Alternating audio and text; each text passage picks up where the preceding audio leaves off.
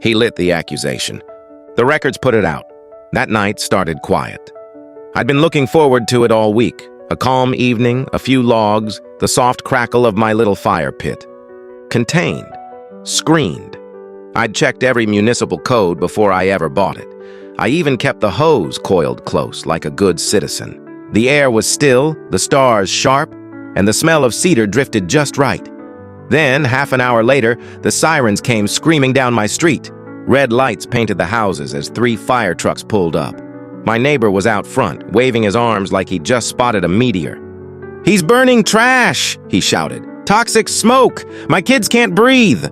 I stood there holding a marshmallow skewer, feeling like I'd just been caught robbing a bank. Firefighters jumped out, checked the pit, looked at me, then at each other.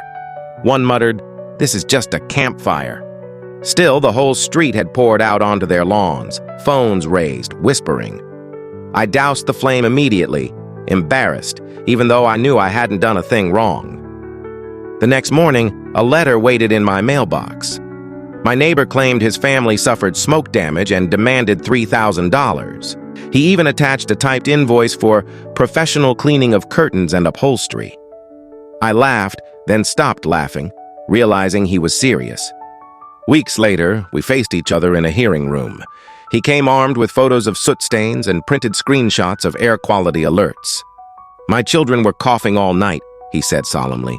"Our detectors went off. His reckless burning caused it." My attorney, calm, bored-looking, asked for exactly one document, the fire department's incident report. The clerk handed it over, stamped and signed. The report said everything.